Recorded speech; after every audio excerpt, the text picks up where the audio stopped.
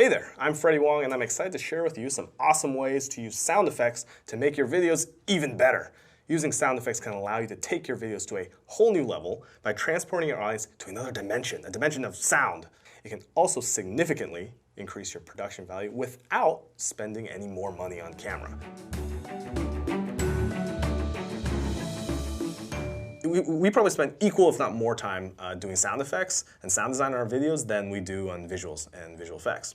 So I would say sound effects are probably one of the most important things that you can do to up the production value of your video, and also the cheapest way to up the production value of your videos. Keep in mind, with any video that you create, that the experience of your show is like 90% sound driven. I mean, like, take a look at this shot here. No sound effects, boring. Now, watch this one.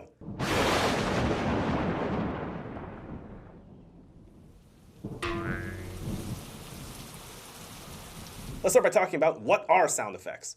Sound effects refer to the things that you hear that establish the world of your video. These can be either made using various sound libraries or intentionally recorded and later edited in to make it feel real. The most exciting thing about sound effects and sound design is that there are virtually unlimited possibilities in terms of what you can do. An example of a library sound effect could be using rain in your background stem, hear that, to create a mood. Another example could be adding the sound of a dog, or food oozing out of a can, which is actually the sound effect that they used for the T-1000 in Terminator 2 when it passes through the steel bars. It's the sound of dog food coming out of a can, which is weird and gross. So one of the videos that we've done that has a boatload of sound design is one called Beach Justice. And this is just shot on the roof of a building. And normally that's a pretty cheap video, but we spent a good 2-3 days just on the sound design. And I really think it actually adds quite a bit to the video.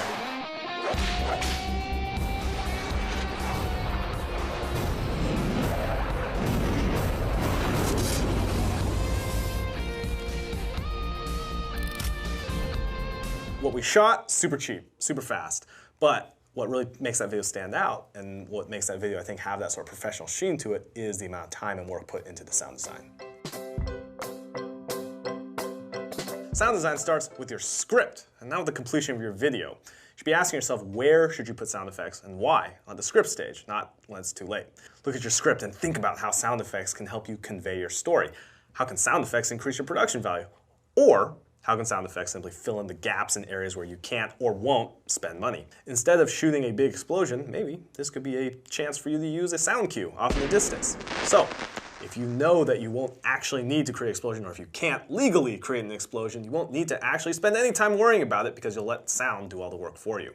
So sound design and talking about sound design is something that happens in every step of the process. It's no different than talking about the look of what you're doing, or the visual effects, or any part of the movie, because this is something that you should be thinking about every step of the process. So from the script writing stage, you're thinking about what will this scene sound like, and maybe there's a mood we're trying to go for sound-wise with that scene. When we're shooting it, a lot of times you'll have ideas, or even if you're on location, you'll hear some cool sound somewhere. You're like, oh, we got to include this somehow. So like in the last season of Video Game High School, there's a lot of stuff where there's the sound of a train in the distance. And we realized that is a cool sound, and it actually really worked to sort of fill out and sort of liven up the outdoor space. So it wasn't just the sound of, say, like traffic blowing by in the background. You actually had a sense of an environment and the world that you were sort of sitting and watching. Once you've created your blueprint/plan for sound design, it's time to begin collecting sound effects. There are a lot of ways to get sound effects. A lot of these using online pay libraries, or a pay per sound basis, or purchasing an entire library for a set amount. Additionally, there are a bunch of sites out there that offer free-to-use or royalty-free sound clips, which are a great way to start building your own library. The key to searching for sounds, though, is to think outside the box. So, for example, if you're doing a search for gravel steps and you don't think that the sound that you have really works, try expanding your search to include words like crunch or rock steps, things like that. If you're really not finding the sound that you like, well, that's on you. It's time to start recording your own sound effects. So the most fun you can have with sound design is actually going out into the field and recording your own sound effects and then manipulating those sounds digitally to make them fit into your scene. So now that you've made or found some cool sound effects, what do you do with them? Organizing your sound effects well will really help you create a strong soundscape in your video, but there's a lot of things going on when you edit this stuff, so you have to know what's what. A video's sound design is comprised of several layers or stems. This is an organizational tool used for separating sound elements that can easily be manipulated in a mixing session. Dialogue, or DIA. This stem can be comprised of both ADR, which is any dialogue you record off screen, and any spoken words by actors. This stem will also include any voiceover by actors as well. Effects, or FX stems, and depending on the type of film that you're doing, the effects tracks will probably be the most effects that you have. Foley, or FOL, which is a track composed of recorded in post-production sounds of footsteps, clothes rustling, and any other sound of sort of on-screen movement that's really hard to capture when you're shooting, and it really adds a lot of dimension and life to whatever the action is on screen. Music, or MX, is your music or score track, and backgrounds, or BGs, are generally one continuous sound that runs throughout the duration of an entire scene. A background can be the sound of a rainstorm outside, or cars blowing by, traffic. The BG, if used effectively, can really texturize the world of your show.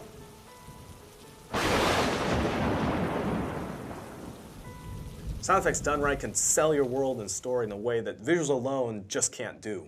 Sound design is actually very important for what we do because what we have is sort of action-driven and visual effects-driven stuff. So visual effects, sound design is the most important part of a visual effect because without it, it's just something on a screen. There's no reality to it. So almost every visual effect that we see is sold by that sound effect. Everything from the CG troll monster in VGHS Season 3 to the gunshots and the punches and the fight sounds that we do in the video like Whose Plane Is It Anyway?